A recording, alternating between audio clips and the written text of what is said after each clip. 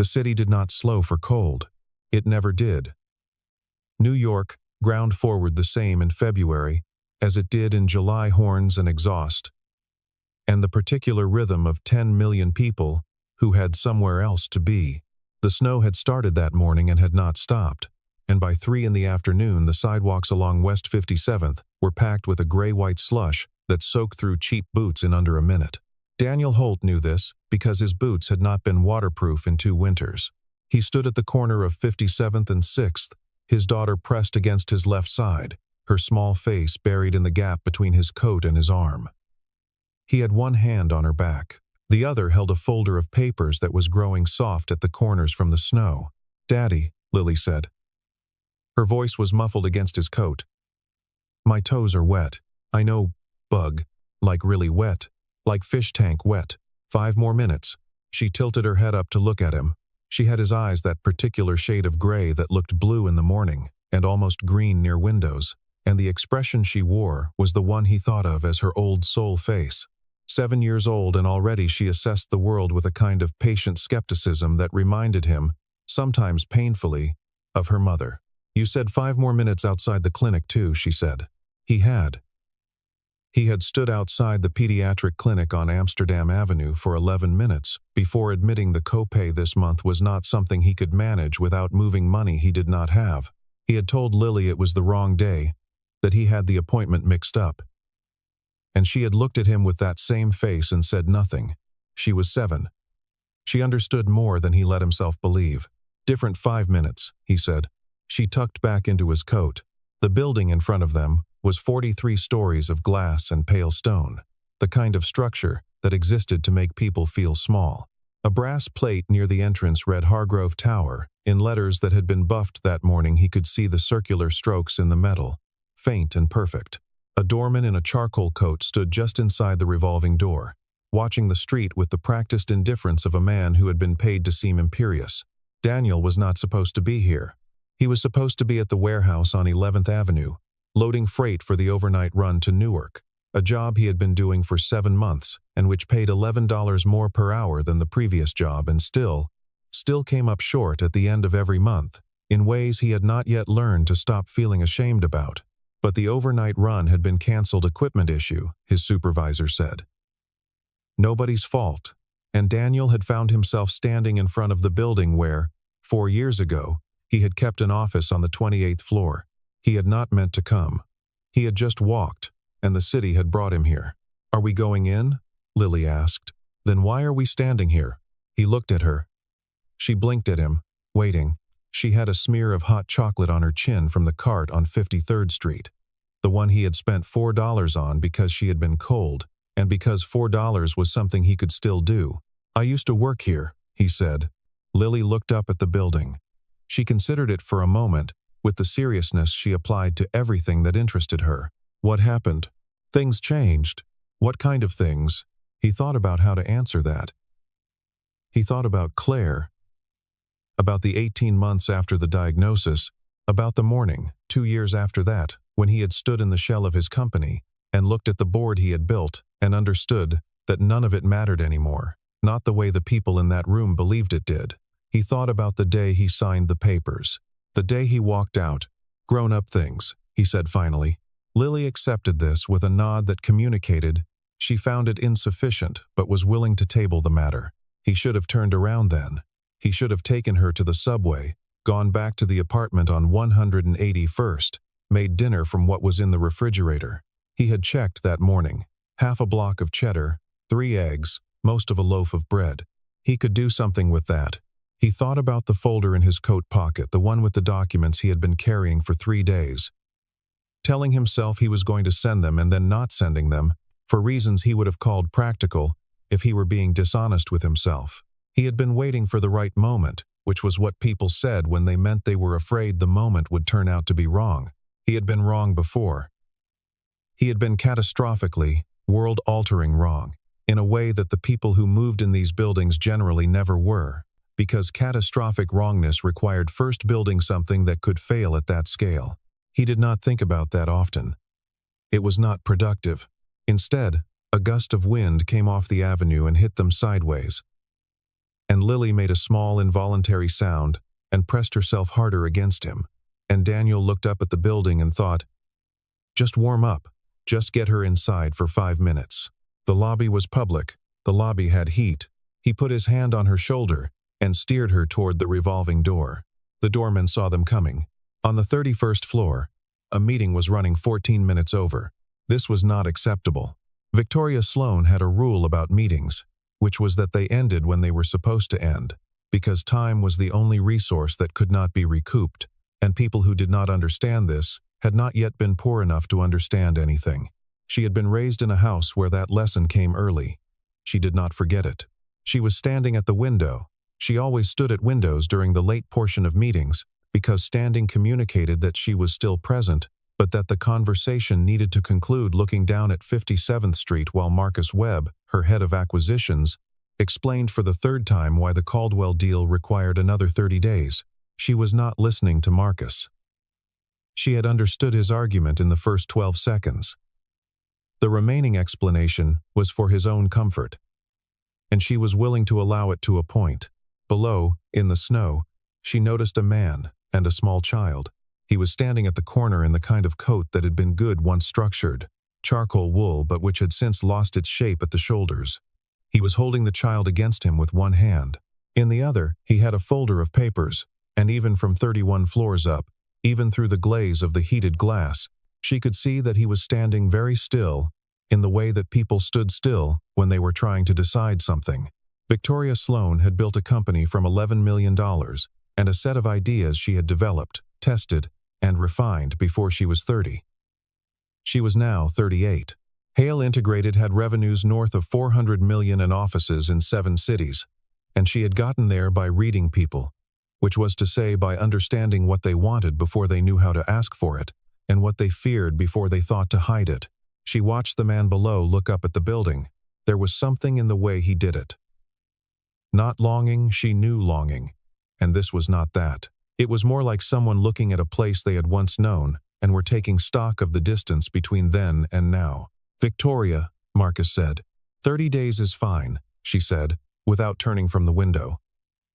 But I want the updated liability assessment by Thursday, not Friday. If it comes Friday, I'll assume the numbers require the extra day to look acceptable, and we'll revisit the entire structure. Silence from the table. Thursday, Marcus said. Good. She turned. We're done. The lobby was warm. Victoria came off the elevator at 4 minutes, late for nothing, in no hurry, her phone in her coat pocket, and her mind on the Caldwell numbers. She wanted to walk the 3 blocks to the garage rather than take a car. Cold air cleared her, thinking in a way that heated offices did not, and she was halfway across the marble floor when the doorman, whose name was Ernest and who had worked the lobby since before she leased the 31st floor, stepped toward a man and a small girl near the sitting area by the east wall. Sir, Ernest said, if you're not here for a specific appointment, we came in to warm up, the man said. He was calm, not defensive. He said it like it was a reasonable thing, because it was. 5 minutes. My daughter's feet are wet. The lobby is for tenants and their guests. I know the building, the man said. I know the lobby is technically a public easement under the 1974 New York zoning agreement for properties that receive tax abatement during the Hudson Yards corridor extension. I'm not blocking an exit or a desk. We'll be gone in 5 minutes.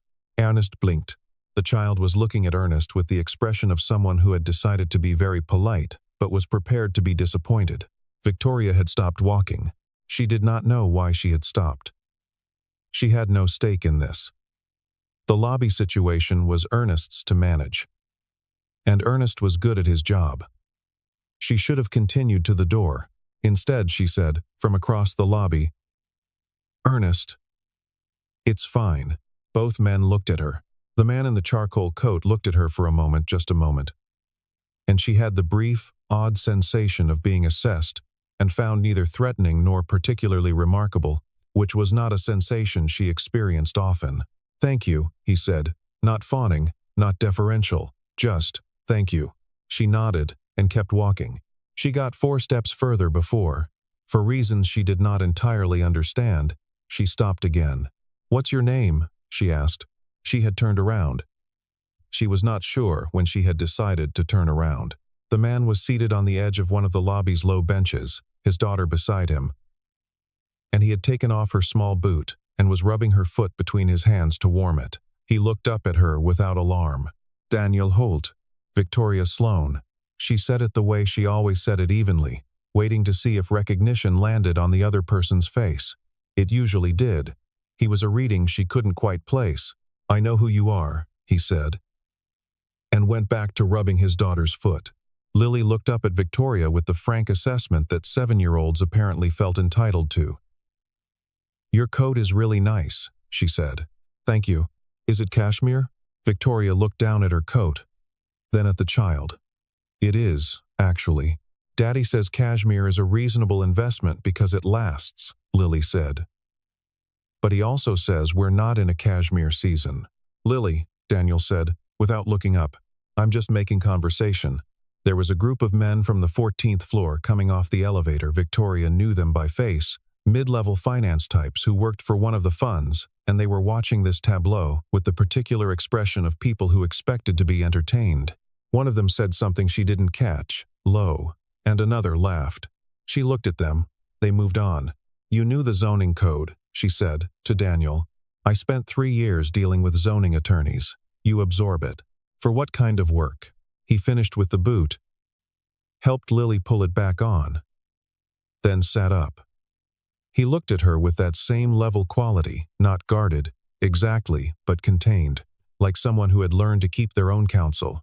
"Building systems," he said. "Management tech. Past tense. Present tense isn't as interesting." She almost smiled.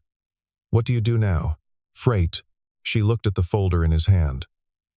The folder that she could see, now that she was closer, contained printed documents, not delivery manifests, not work orders. She caught the edge of what appeared to be a formatted financial table. "Freight," she repeated. "Overnight runs, mostly. Tonight's was canceled." He glanced at the folder and seemed to become aware of her noticing it. "I was in the neighborhood, with financial documents." He didn't answer that. Lily, who had been following this exchange with the attention of someone watching a tennis match, said, "Daddy was looking at the building from outside. He said he used to work here." Daniel closed his eyes briefly. "Did you?" Victoria said. 28th floor. "A long time ago." She looked at him differently now, not with warmth, not yet, but with a recalibration. She knew who had been on the 28th floor, and when. There had been a company there. She had, in fact, used one of their frameworks. Most people in her industry had, without knowing where it came from, because it had come embedded in a platform that had been acquired and absorbed, and was now so deep in the infrastructure of half a dozen analytics companies that its origins were entirely invisible. "What's tonight?" she asked. A guess, but a specific one. He looked at her for a long moment. "Investor presentation. Third-party recap. Someone's putting together a fund using the old architecture, and they want to walk through the original methodology with backers. And you weren't invited. I wasn't told about it." The lobby had emptied somewhat. The clock behind the security desk read 4:17. Victoria had a dinner at 6 and a call at 8 and a board memo to review before midnight. She said, "The presentation is on the 31st floor." Something shifted in his face. Not surprised he had known, she thought. That was why he had been standing outside. Not deciding whether to come in. Deciding whether to go up. "I know," he said. "Do you want to?" He looked at Lily. "There's a coffee station on 31, Victoria said, to Lily. "They have hot chocolate." Lily looked at her father. He looked at the ceiling. He looked back at Victoria. "I'll regret it either way," he said. "That's generally how it works," she agreed. The room was full when they arrived. It was one of the smaller conference rooms on 31, the one Victoria had once used for board prep sessions, with a whiteboard wall on the south side, and the sort of view that made investors feel that the money was already working. There were 14 people in the room. A man named Grant Ashby was presenting mid-40s, good at presentation, the kind of man who wore confidence as deliberately as he wore his suit. Victoria had met him twice. She did not trust him. She had not planned to walk in. She had meant to drop Daniel at the elevator and continue to the garage. But the elevator had opened on 31, and she had stepped off with him, and now they were standing in the doorway, and Grant Ashby had paused his slide. "Victoria," he said, recovering smoothly, "I didn't know you were joining us." "I'm not," she said. "I'm just walking through." She was watching the room. She recognized 3 of the investors, Clearwater Capital people, conservative, the kind of fund that wanted methodology airtight before they committed. She watched them look at Daniel. She watched Daniel look at the slide. He had gone very still, the kind of still that was not hesitation, the kind that was recognition. The slide was a diagram, a framework, displayed in the clean visual language that consultants used when they wanted something to look like it had always existed. Victoria knew this framework the way she knew her own work. She had studied it during the years when she was building Hale's analytics architecture. She had cited it, internally, for her own reference. She had never cited it publicly because by the time she used it, it had no visible origin. It had come to her already embedded in a platform, already stripped of the name behind it, already laundered through 2 acquisitions, and a rebranding into something that looked like industry standard, rather than individual creation. She had assumed, genuinely assumed, that the original creator was either dead or had exited the industry so completely that the question of origin had become academic. She looked at Daniel Holt standing in the doorway, looking at his own framework on someone else's slide. Grant Ashby was smiling at Daniel. It was the smile of a man who had already done the math on this situation and found it resolved in his favor. "Can I help you?" he said. The question was pointed at Daniel. "I don't think so," Daniel said. "This is a private investor meeting." "I can see that." One of the investors, a woman near the window, Eleanor Marsh, whom Victoria knew, slightly leaned forward. "Is this related to your presentation, Grant?" "Not at all." Grant turned back to the room. "As I was saying, the architecture here has been independently verified, and the intellectual property chain is clean." "Is it?" Daniel said. The room was quiet. Grant turned back to him. His smile was gone. "I'm sorry?" "Slide 9, Daniel said. "The weighting model in the bottom left quadrant. The variable isolation schema. You have it inverted." "A pause. The Caldwell adjustment," Daniel said. "On page 7 of whatever underlying document you pulled this from. If you pull it without the Caldwell adjustment, it runs correctly for flat market conditions and inverts under volatility above threshold. It's not immediately visible. You have to know to look for it." Grant Ashby looked at him. "Who are you?" he said. Daniel picked up his daughter, who had been holding his hand and watching the room with wide, careful eyes. "My name is on the framework," he said. Slide 2. Nobody in the room moved. Grant Ashby stood at the front of the room, the way a man stood when the floor had just become uncertain beneath him, but he had not yet permitted himself to acknowledge it. The slide behind him, Daniel's diagram, reskinned in the corporate palette of whatever design firm Grant had hired, was still on the screen. The room contained 14 people, and a silence that was doing significant work. Victoria watched Grant's face go through a sequence of expressions she read as disbelief, calculation, anger, recalculation. He was not stupid. He was understanding, in real time, exactly what was happening. He looked at Daniel. He looked at Lily, who was standing at her father's side holding his hand, and watching the room with the stillness of a child who had learned, very young, to read when a situation required staying quiet. Then he looked at Victoria. She gave him nothing.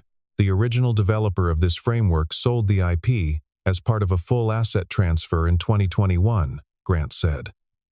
His voice had found its floor again. Controlled, smooth, lawyer-coached. All intellectual property rights passed with that transfer. The methodology did, Daniel said. The attribution was contractually separate. Paragraph 14 of the asset agreement specifies attribution rights are retained by the originating party for academic and investment context uses. He set Lily down and opened his folder. He drew out a document and placed it on the table near the door, with the deliberate, unhurried motion of a man who had carried it a long time and was finally setting it down somewhere it belonged. "I have the agreement here if anyone would like to review it." Eleanor Marsh was already writing something on her notepad. One of the other investors, a younger man, serious-looking, wire-rimmed glasses, leaned toward the man beside him and said something too low to hear. The man beside him looked at Daniel, then at the slide, then back at Daniel. One person in the room pulled out a phone. "This is not the time or place," Grant started. "You're presenting my methodology to investors and misrepresenting the architecture," Daniel said. Calm, entirely calm. Not the calm of someone suppressing something, the calm of someone who had already done the difficult internal work long ago, and arrived at this moment having carried nothing that needed to be discharged. "I understand the IP transfer. I'm not disputing the IP transfer. I'm saying your inversion of the weighting model will cause this fund to underperform under the exact conditions your backers are most exposed to, and that if you present it to this room as verified and architecturally sound, you'll be doing so incorrectly." He was not angry. That was the thing Victoria couldn't stop watching. He was not performing anything. He was not making a scene. He was standing in a doorway in a coat that had lost its shape at the shoulders, holding a paper folder with soft corners from the snow, and he was the most composed person in the room. Grant Ashby had a $6,000 suit and a team of 3 behind him. It did not matter. "If you're being shown this framework as the basis for a fund structure," Daniel said, looking at the investors now, not at Grant, at the people Grant had been trying to convince you, should know it requires the Caldwell adjustment to be accurate under volatile conditions. That adjustment was never part of the IP transfer documentation because it was developed 6 months after the sale. It's publicly available. It's in a white paper I published in 2022 under a Creative Commons license. It takes 11 minutes to implement. Without it, you're running a model that was accurate in 2020 and is approximately 60% reliable now. Silence. 60%, the young man with the glasses said. He had stopped leaning toward his colleague. He was looking at Daniel directly. "In the relevant volatility band? Yes. Below the threshold it runs fine. Above it, the inversion compounds. You wouldn't catch it in a standard backtest if you're only running flat market scenarios, which is why it passed whatever verification process was used." He paused. He was not gloating. He was simply accounting for how they had gotten here. "The gap isn't visible unless you know to look for it." Grant said something. Victoria didn't hear it because she was looking at Eleanor Marsh, who had put down her pen entirely, and was looking at Daniel with the expression of someone who had just recalibrated a significant number of prior assumptions. Lily tugged at Daniel's coat. He looked down. "Can I get hot chocolate now?" she asked. He looked at her for a moment, and in that moment, just for a second, the composure cracked slightly. Not into distress, into something softer. He put his hand on her head. "Yeah," he said. "Let's go get that." He picked up his folder. He looked at Victoria. "Thank you," he said. "For the lobby." He turned toward the elevator. "Wait," Eleanor Marsh said. He stopped. He didn't turn back immediately. He turned slowly, the way people turned when they were deciding how much they wanted to give. Eleanor Marsh was standing now. She was a woman in her late 50s, with the bearing of someone who had seen every variant of room theater and was not impressed by any of it. She had managed a fund through 3 downturns. Victoria knew her reputation. "The white paper," Eleanor said. "The 2022 one. Did you build the adjustment for fixed income applications, or is it applicable across asset classes?" "Both," Daniel said. "The core logic is asset class agnostic.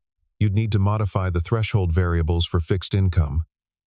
The volatility bands are narrower, but the structural logic is the same, and you're certain about 60%. In the specific band, with the specific structure on that slide. Yes, I ran the original model through 6 market scenarios during the 2022 white paper development. I can send you the underlying data if you'd like to verify it yourself." "I would like that," she said. Grant Ashby had gone very quiet. The fund presentation was, Victoria recognized, effectively over. "Mr. Holt," Eleanor said. "What are you doing now, professionally?" Daniel looked at her for a long moment. There was something in his face that was difficult to name, not evasion, not humility, something more like a man who had made peace with an answer that used to embarrass him and had discovered, somewhere along the way, that peace was actually easier. "Freight," he said. Eleanor did not react. She drew a card from her jacket pocket and set it on the table. "I'd like to have a conversation," she said. "When you have time." He looked at the card. He picked it up. He nodded. Lily was watching Eleanor with great seriousness. "Are you a boss?" she asked. "I am," Eleanor said. "My dad is a really good thinker," Lily said. "He can explain almost everything. Except why hot chocolate costs $4. He can't explain that. Supply and demand," Eleanor said gravely. "That's what he says," Lily said. "It doesn't feel like the whole answer." Eleanor Marsh, for the first time in the interaction, smiled. Victoria had not moved from her position near the door. She was aware that she had been standing in this doorway for 14 minutes, which was the exact length of time that meeting had run over, and she was aware that she was looking at Daniel Holt the way she had looked at the building from her window, trying to map the distance between a thing's apparent surface and its actual depth. He was looking back at her. "You're going to walk to the garage now," he said. It was not quite a question. "I was going to." He looked at his daughter. He looked at the card in his hand. He looked at Victoria. "The Caldwell adjustment," she said. "I used the original framework. I didn't know about the adjustment." Something passed across his face. It was a small thing.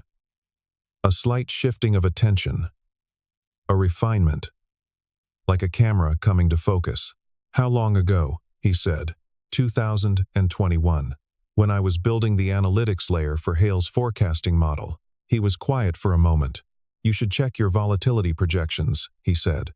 "If you're running the unadjusted model, you'll have a gap in your exposure analysis for anything above 14% volatility," she said.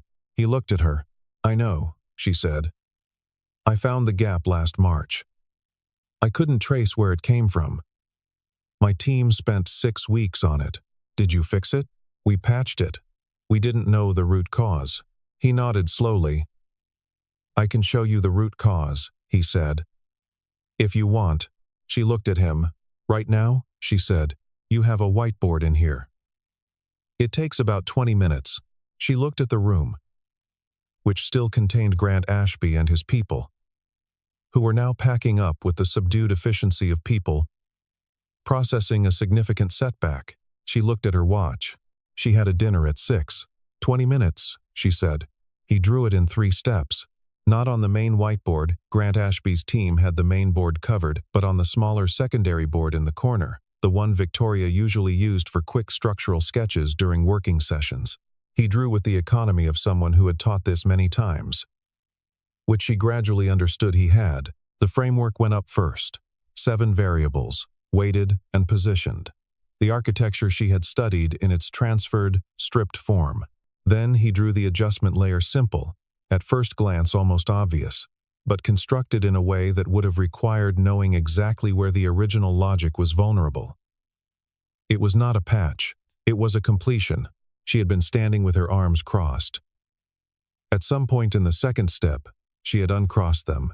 Lily had found the coffee station, had been delivered a hot chocolate by someone on the floor who had apparently assessed the situation and concluded that this was the right thing to do, and was now sitting in a chair near the window with her feet tucked under her, reading a book she had pulled from her father's coat pocket. Victoria had watched this happen and thought, she has done this before. This is what she does when her father is working. She settles in. Here, Daniel said, circling a section of the diagram.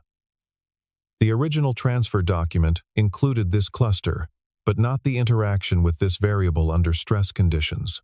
The interaction doesn't activate unless you hit the volatility threshold. Below the threshold, it's invisible. Your team patched it at the symptom level, which is why it works, but why you don't know why it works. She stared at the board. He was right. She had known he was probably right since the moment he opened his mouth in the doorway. But seeing it drawn, seeing the gap filled in with a logic that was so clean it looked inevitable was different. Your team didn't have the context, he said. It was not an accusation. He said it the way a surgeon might note a complication that arose from incomplete information. Matter of fact. No, she agreed. Most people wouldn't have caught even the symptom. It cost us 14 weeks of recalibration. He nodded. I know. I saw the Hale quarterly notes from last year. The performance variance in Q2 is consistent with the unpatched version. He paused. That's not criticism. It's just I recognized it. The room had emptied. Grant Ashby's team was gone. The investors were gone. The room was just them, and a whiteboard, and a 7-year-old reading near a window, and the snow coming down beyond the glass in the early dark of a February afternoon.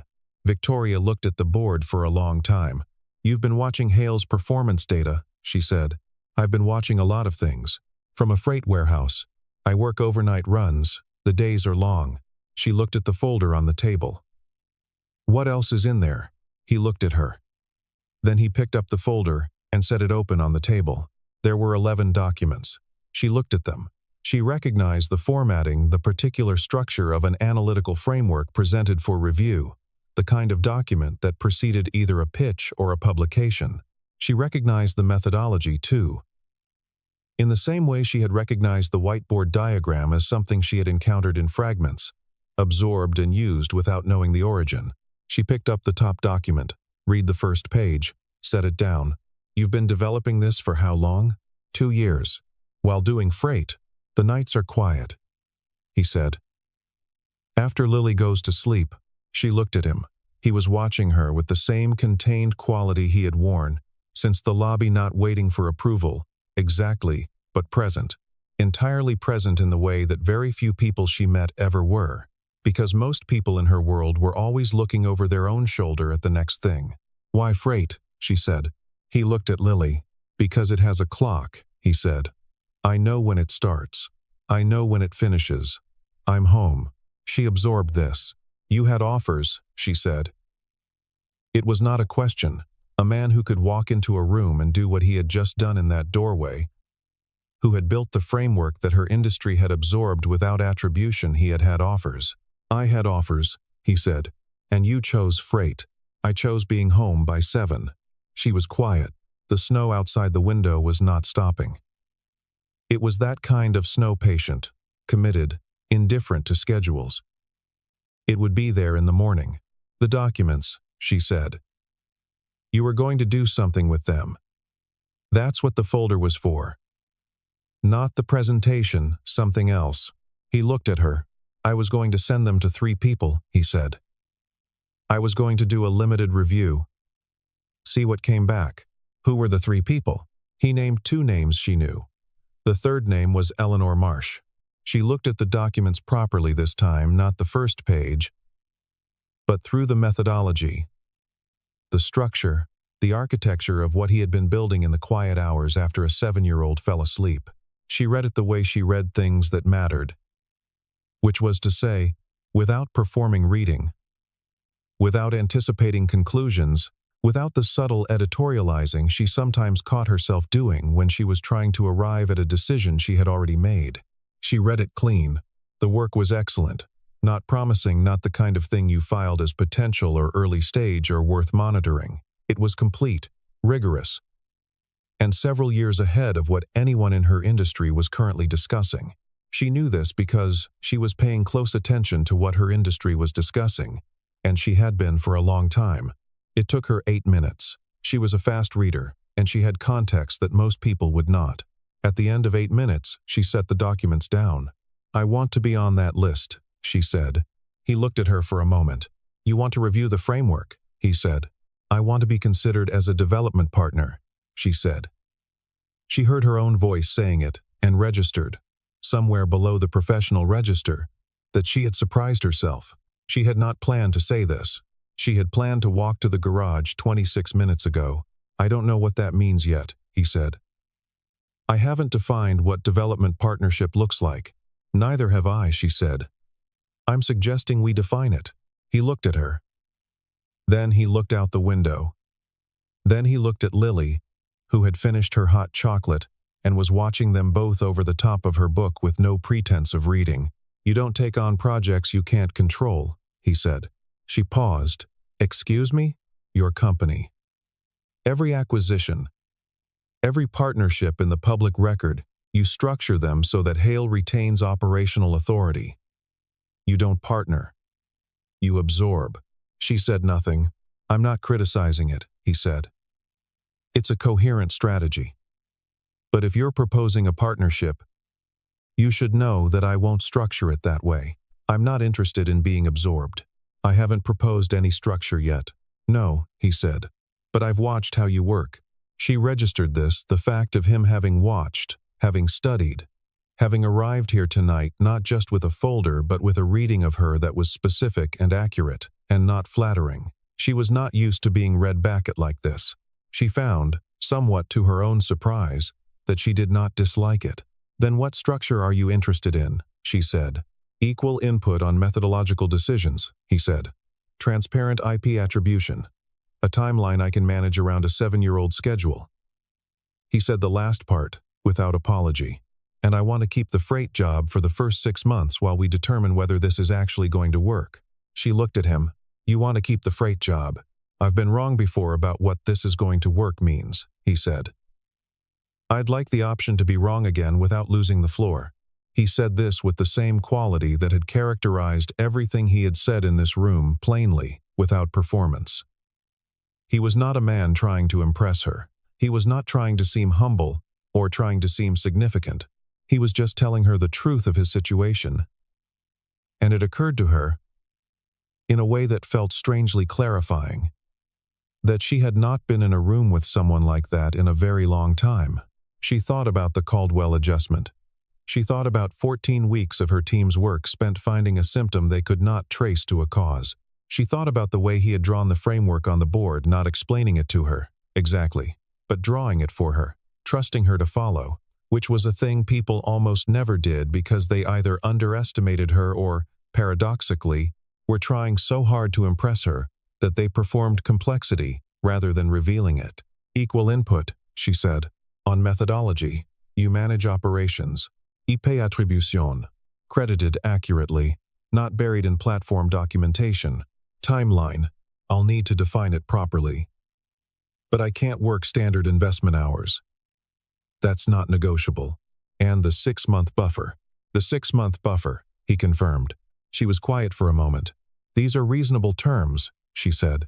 He looked slightly surprised. Not much. But slightly. You expected me to push back, she said. I expected you to counter-offer something that preserved more control. I'm going to, she said. But the baseline is reasonable. You can have the baseline. A small pause. Okay, he said. Lily set down her book. Does this mean we're staying longer? She asked. Because I'm actually okay with that. This chair is comfortable. She did not sleep well. This was not unusual. Victoria Sloane had never been a good sleeper, and she had learned to treat the 3 or 4 hours of genuine rest she got as sufficient. But that night was different, in that she was not running through numbers or drafting memos in her head. She was thinking about a man standing in a doorway, looking at a slide, not with admiration or not only with admiration. She was thinking about it because of what it told her about a kind of knowledge that could survive circumstances she had always assumed would eliminate it. She had a theory, one she had never articulated because it was too close to something she did not want to admit about herself, which was that excellence and stability were mutually exclusive, that the people who built things of real significance were by nature unable to build the smaller, quieter things alongside them, that the choice was binary. She had built Hale, and she had not built much else. She looked at the ceiling of her apartment and thought about Daniel Holt going home to 181st Street in wet boots to make dinner from what was in the refrigerator, and then coming up with, over 2 years of overnight freight and quiet evenings, a body of work that was the logical completion of the thing she had based her analytics architecture on. At 5:15 she got up and made coffee and sat at her desk. She pulled up the Hale forecasting model. She applied the adjustment he had described on the whiteboard. Not the patch her team had written, she unwound the patch and applied the actual correction, following the logic the way he had drawn it. It took her 40 minutes. At 6 in the morning she ran the back tests. The gap was gone. The Q2 variance that had taken her team 14 weeks to identify and 6 weeks to partially address resolved cleanly. The model ran correctly across every scenario she could throw at it. including the scenarios that had been its consistent failure states. She sat back. She looked at the window. The sky was coming up pale over the East River, and it was still snowing, faint now. The kind of snow that had been going all night and was running out of conviction. She thought, 400 million in revenues, and the thing that had been limiting my forecasting model for 2 years was sitting in the head of a man running overnight freight. She thought, the model I based that architecture on was his, and I never knew his name. She thought, I walked past him in the lobby. I nearly kept walking, she thought, and this was the thought that stayed, the thought that sat down and made itself comfortable and refused to be filed under anything practical. I have been measuring value by the wrong instrument, not just in business. In general, as a practice, she had a gift for reading people. She had always believed this, had built a career on it, had structured her entire approach to acquisition and partnership around it, and she had almost walked past Daniel Holt without stopping because he had worn the wrong coat. She was not, as a rule, the kind of person who used the word humbling. She looked at the backtests running clean on her screen. She allowed herself to use it once, privately, before going to shower. Humbling, she showered, she dressed. She stood in front of the mirror in her apartment and looked at herself in the careful, diagnostic way she sometimes did in the mornings, not with vanity, but with the same quality of attention she brought to quarterly reviews, checking for drift. She looked the same as she had looked yesterday. She felt, inexplicably, like something had been corrected. She found his number through Eleanor Marsh, who texted it at 7:15 with a message that said, he called me this morning. I like him. Don't absorb him. She smiled at this. She did not often smile at 7:15. She sent a text that said, the backtests are clean, all of them. He replied 3 minutes later. I know. She looked at this for a moment. Then she typed, I'm going to need to renegotiate one of the terms. Which one? The 6-month buffer. I want to offer 9. If it's not working after 9 months, we restructure or exit. No penalty either direction. 9 months gives us enough time to build the methodology into the platform properly and run a real test. A longer pause. That's more generous than the original term. I'm aware. She thought about this. She thought about the 40 minutes she had spent that morning at her desk, unwinding her team's patch and applying the actual solution. She thought about how clean it had run, because it took my team 14 weeks to find a symptom you identified in 4 seconds. And I'd like to have a partnership structure that reflects the actual balance of the situation. Another pause. Okay, he sent. 9 months. Then, Lily wants to know if the woman from the building is going to be around more. She read this twice. She typed, what did you tell her? That I didn't know yet. That's an honest answer. Itre. She looked out the window. The snow had stopped. The city was the way it always was after a night of heavy snow briefly. Improbably quiet. The surfaces white and uniform. The usual noise of 10 million people muffled under 2 inches of fresh cover. It wouldn't last. By noon it would be slush and horns, and the regular business of the city carrying forward. She had a board call at 9. She had a structural review of the Caldwell acquisition at 11. She had, somewhere in the next week, to have a conversation with her analytics team about the basis of their forecasting model that was going to require a significant reframing of how they understood the architecture they had been working with for 3 years. She had, for the first time in longer than she could precisely measure, something she had not been expecting to have, which was a problem she didn't yet know how to solve. She found that she was not unhappy about this.